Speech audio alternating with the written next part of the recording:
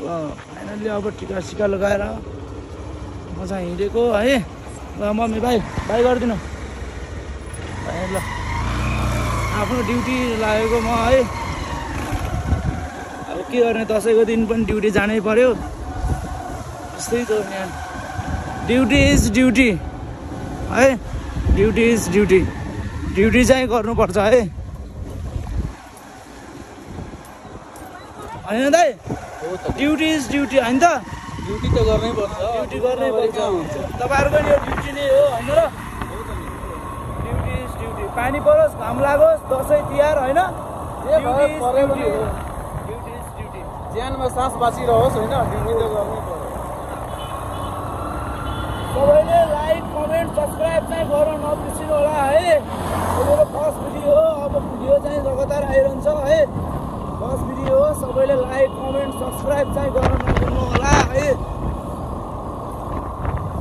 त्यही भन्दै म तपाईँलाई सबै ठाउँ देखाउनु छु। आजको काठमाडौँको माहौल कस्तो छ, बाटोहरूमा कतिको भिडभाड छ, कतिको दसैँ लागिरहेको छ ठाउँ ठाउँमा, सबै देखाउने नै छु है।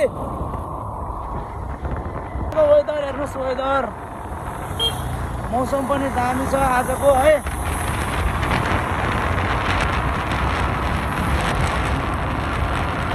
आजको मौसम काठमाडौँको मौसम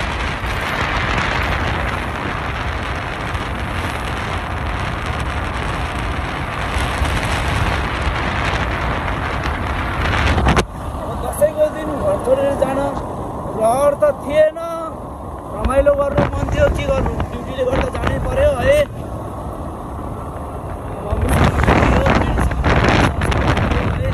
एकछिन रमाइलो गरियो, एक आधा घन्टा 1-1.5 घन्टा गाडी पठाउनै पर्यो। गाडी नम्बर लागिरहेको छ। अब बसवारको जानै पर्यो है। बसवारको ड्युटी पर्यो हाम्रो फेरि। के गर्नु, यस्तै छ है। जेन्जी आन्दोलनमा परेर भएको थियो, यो पनि नयाँ सुचारू सञ्चालन भइसकेको छ। नयाँ भवन बनिसकेको छ प्रहरी कार्यालय म्युनिसिपालिटी। मौसम चाहिँ हो, मौसम त माई गड भन्ने छ मौसम है। ओ माई गड मौसम।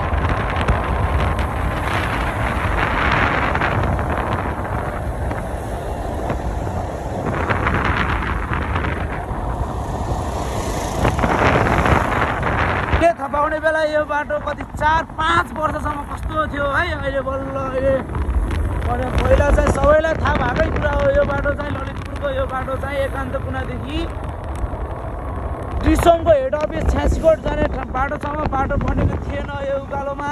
अहिले चाहिँ बन्यो, धेरै खुसी लाग्यो मलाई। पहिले चाहिँ यो बाटो बनेकै थिएन है। यस्तो धुलो खाइन्थ्यो, यस्तै धुलो खाइन्थ्यो, कुरै छोडिदिनुहोस्। बाटो हाम्रो त्यो चाहिँ होस्टेल हो है।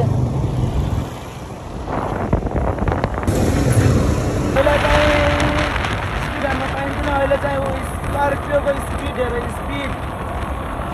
यो बाटोमा चाहिँ 40, 45, 55, 60 क्रस गर्नु भएन है। यो बाटो भनेको 60 क्रस गर्न मिल्दैन। तै पनि स्कर्पियोले पुरा ओभरटेक गरेर पुरै गइरहेछ। अब सुनसान छ भनौँ काठमाडौँ।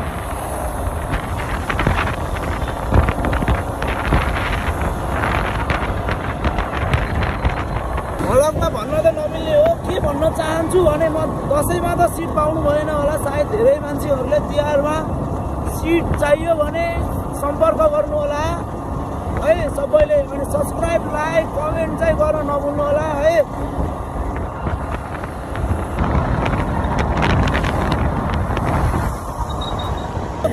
ड्राइभरहरूको जीवन भनेको दसैँको दिन पनि सुख छैन। किनभने टिका लगाएर प्यासेन्जर बोक्नको लागि गाडीहरू चलिरहेको छ।